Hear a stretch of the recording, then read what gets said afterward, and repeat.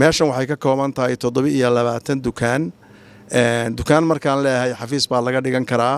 dukaan bay noqon kartaa iyo muxuu ahaa space-kan hadda aad u jeedaan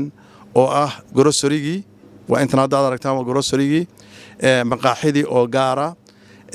community-ga waxaan ogeysiinaynaa inaanu halkan ka furnay Shabeelle Center dhexdiisa Southside Halal and Restaurant-gan waxaan ku diyaarinaynaa cuntooyinka kala duwan dadka waaweyn iyo dhalinyarada idinkana waxaan idinka rajaynayaa inaad maxay dhihi jireen kuwa oo social media noo kala kicisaan maxay noo kala kicisaan share and like tii oo kale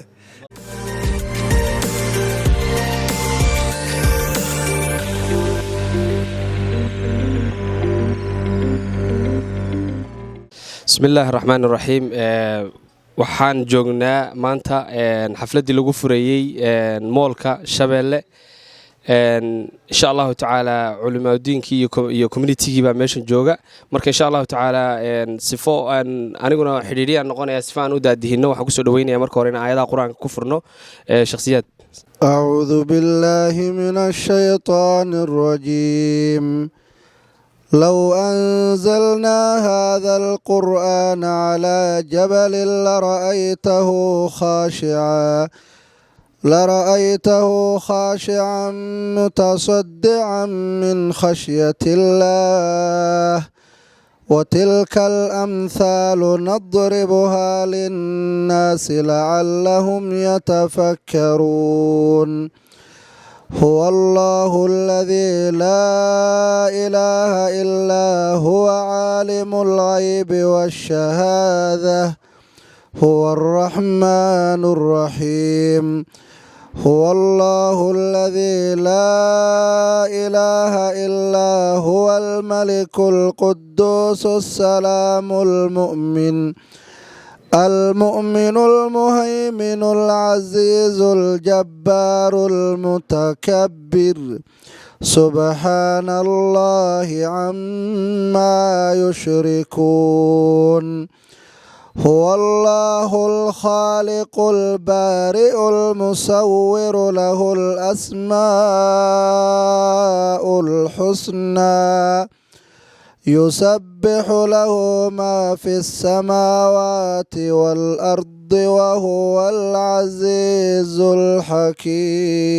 الحكيم بسم الله الرحمن الرحيم الحمد لله رب العالمين وصلى الله على رسول الله صلى الله عليه وسلم من بعد إن شاء الله ما أنت وحن جوجنا مطعم كي عصباء اللي فريا مقاعد عصبيدي سنتر كي عصباء مقعيسة وحالة لها شابه بيزنس سنتر wuxuu matalayaa meel agtanada aad qaali u ah Shabeellada magaca meel bay ka soo jeedaa kii fahmay wuu fahmay kii kana waanu sharxi doonaa marka laakiin muhiimaddu maanta waxa weeyaan fantasiihii ama furidii maqaaxida cusub Southside baa loo bixiyay dheen magaceeda kolley businessku waxay hoos imanaysaa on centerkan maanta marka kaasan furidiisi ayaan ku soo dhaweynaynaa magaalada Sankaloor iyo area-deeda iyo dadka ku nool iyo community-ga Soomaaliga iyo dadka kale muslimiinta ah iyo community-yada kale in la deganahayba waxaanu ku soo dhaweynaynaa oo maanta aanu u barakeynaynaa oo u duceynaynaa centerka cusub oo la furay marka walaalaha waxaan leenahay ku soo dhawaada maartay barta meeshan cusub waa meel aad u weyn runtii oo maartay dad Soomaali ay leeyihiin inta badan dadka Soomaalida business-ada ku jira waxyaalo kira ah oo dad kale ay leeyihiin bay ku jiraan bildina kale way yar tahay business Soomaali ay leedahay oo buildingka owner ay ka yihiin oo businesskiina iyagu ay rangareynayaan marka runtii waa barwaaqo lagu daray in dad Soomaaliyeed meeshoodii ay tahay marka walaalaha na maqlaya oo maanta naga dhageysanaya inta na daawanaysa iyo inta nala joogtaba waxaan leenahay meeshan iyada Ilaahay ha barakeeyo tii lagu barwaaqooba Allah ka dhigo tii khayr laga hela iyo baraka iyo business khayr qaba Allah ka dhigo walaalaha to ay ku xidhnaan oo maartay dadkoo dhan indho u noqota Ilaahay ka dhigo walaalaha maartay furtayna waxaan leenahay Ilaahay idin barakeeyo wax nacfi ka hela haday wax ka helaan waan ognahay masaajidda iyo dacwada ay sabood gareynaya runtii iyo dadka muslimiinta ah oo u baahan yihiin xubno muhiim ah iskale meeshan oo masaajidda muhiimka ah oo runtii la sheergalay sadaqadooda iyo ka qayb qaadashadooda marka waxaan leenahay walaalaha ilaahay u barakeeyo idinka soo qayb galana ajri xasanaad Allah idinka siiyo dadkoo dhan waan ku soo dhaweynaynaa. Welcome to Shabelle Business Center. We say again and again and again wajazakumullahu khair. هذا وبالله التوفيق وجزاكم الله خير. aad buu mahadsan yahay Sheekh Xasan jazakallahu khayr waa runtii business kaliya ah oo Soomaali ay leedahay uu ku yaraa meesheenan ama mall marka waxaan ku soo dhaweynaynaa maartay community-ga Soomaalida ah iyo dadka kale dariskana la aba mallkan Shabelle Center marka insha Allah taala waxaan ku soo dhaweynayaa hadda mid ka mid ah insha Allah waxaan marka insha Allah taala ku soo dhaweynayaa bal community-ga iyo odayaasha magaalada iyaga laftigoodu sifay laba eray uga dhahan insha Allah. Bismillah. الحمد لله رب العالمين وبه نستعين على أمر الدنيا والدين وصلى الله وسلم وبارك على نبينا محمد وعلى آله وصحبه وسلم. السلام عليكم ورحمة الله تعالى وبركاته. أولا الله سبحانه وتعالى وحان ويدسننا إنه حقنا وافتشيو دمجنا الله دافو ما أنت وحان شوقنا ومالين وين ومالين فوريتانكي أما حفلة دي أما أوبن هوس وحد هذا بكس ganacsiga weyn moolka weyn ee cusub ee magaalada ku soo biiray Shabelle Business Center maqaayada Southside maqaayadu waxay leedahay wixii loo baahnaa dhan baad ka helaysaa waxaad ka helaysaa maalihii waxyaalaha gaarka ah ee dadka u fiican ee odayaasha dhalinyarada khaasatan qoysaska meelihii ay fadhiisan lahaayeen dadka muraadka qabo dadka xafladaha qabo meelihii gaarka lahaay fadhiisan lahaayeen cuntada gaarka ah dalabka heli lahaayeen waxaa kaloo helaysaa cunto dhaqameed waxa rabto nooc kasta noqoto cuntada dhalinyarada u fiicneed baad ka helaysaa waxay kaloo leedahay xalaal weyn bay leedahay iyadana oo sidoo kale ganacsi bay leedahay waxay leedahay wixii loo baahnaa oo dhan adeeg xawalaadi bay leedahay waxay leedahay meelihii dharka adeeg kasta oo loo baahnayd waxaa iska leh dad walaalaha oo muslimiinta ah oo wanaag badan la og yahay reesan kala dhaba leh marka insha Allah taala marka laga soo qayb qaato waxaanu ku taallaa boos fiican bayna ku taallaa dhanka Southka bartamaha ku taallaa cid marka ka soo qayb gal wanaagsan insha Allah taala marka saan maanta u imaanay annagana maanta aanu imaanay wuu furan yahay hal laga soo qayb galo marka waanu soo dhaweynaynaa cid kasta iyo cid kasta iyo wax kasta wanaag kasta waan ku soo dhaweynaynaa insha Allah taala marka la socod wanaagsan khaasatan dhalinyarada wassalaamu calaykum waraxmatullaahi taala wabarakaatu. Bismillah. halkan maanta waxaa laga furay meherad aad u weyn oo la yidhaahdo Shabelle Center Business oo Southside-ka ku taalla bartamaha magaalada halkaas oo macnaha meheraddu waxay leedahay xalaalkii bay leedahay maqaayadihii bay leedahay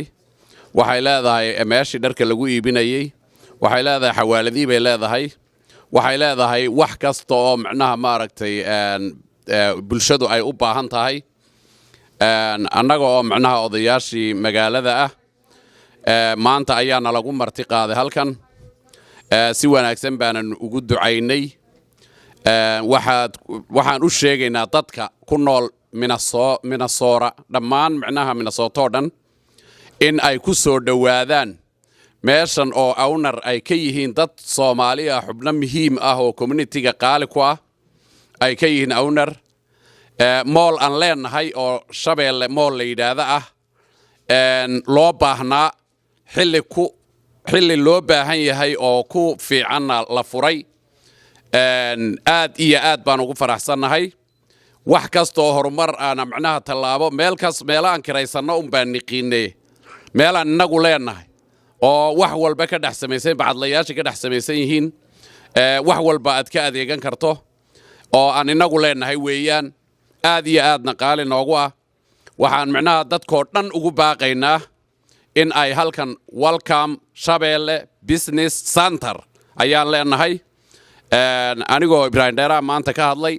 culimadii baa iga horeysay Sheekh Xasan iyo macnaha maaragtay community-ga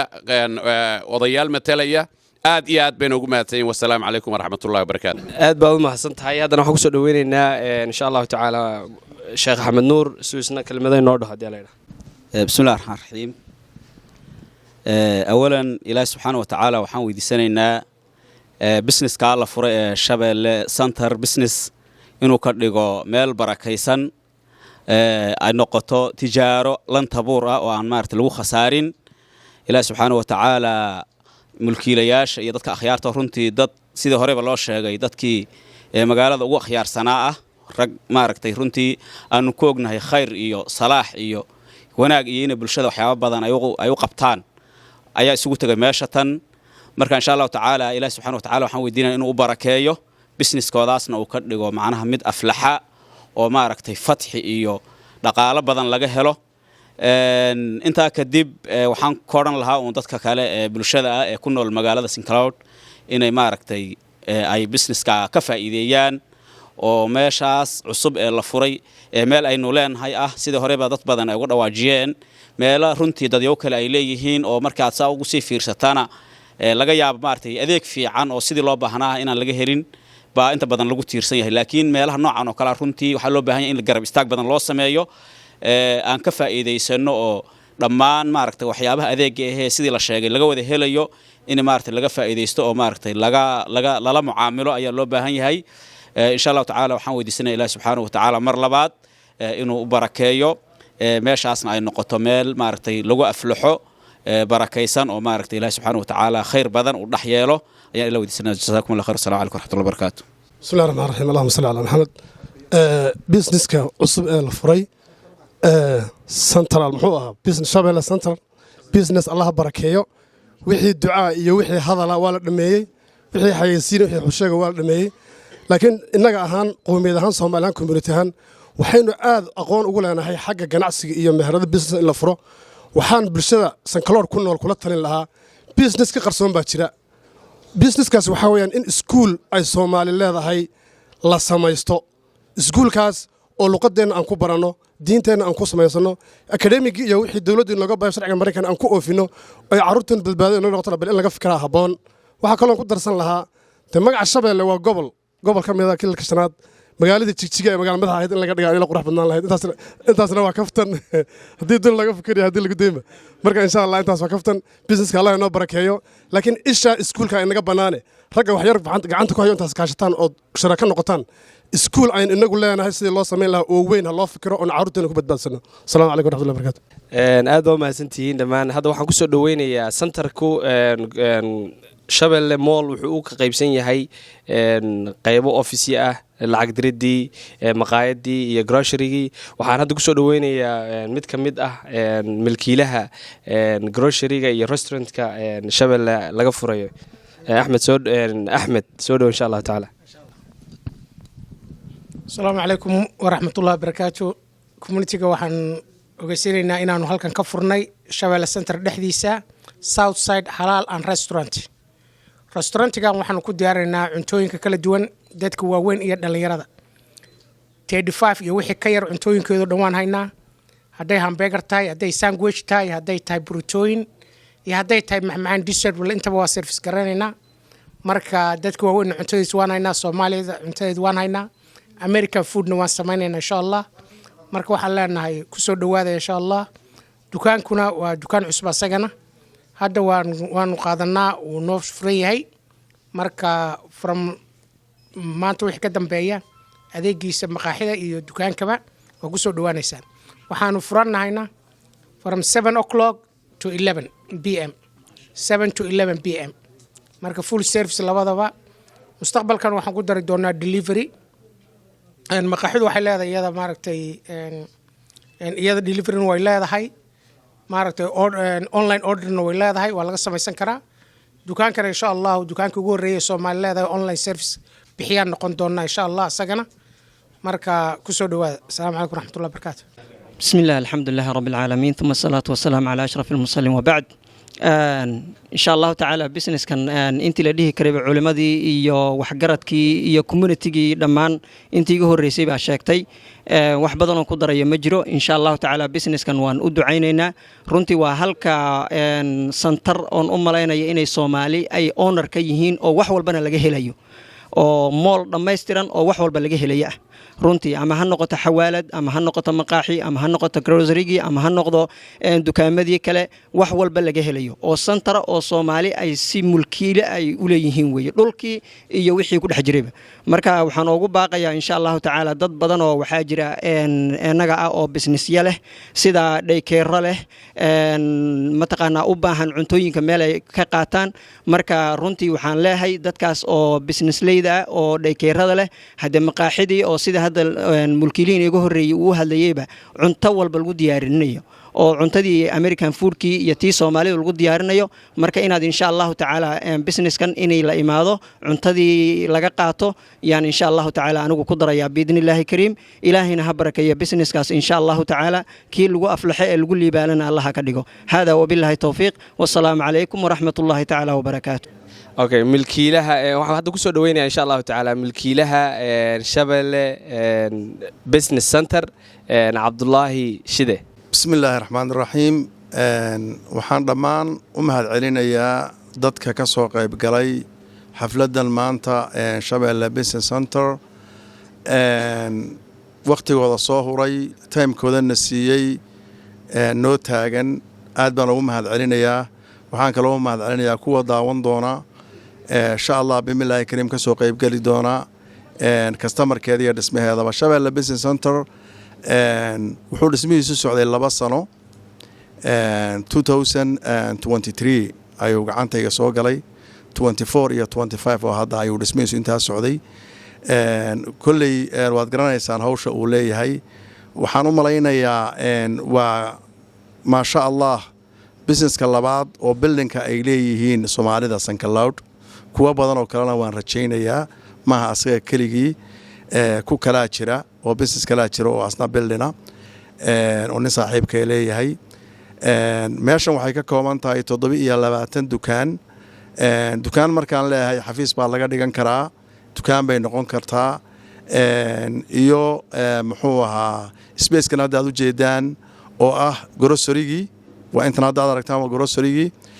maqaaxidii oo gaara wuxuu leeyahay 3 masquulood oo ay hal masquula leedahay xalaalka iyo grocery-ga 2 mid dumarka mid ragaana waxa iska leh dukaamada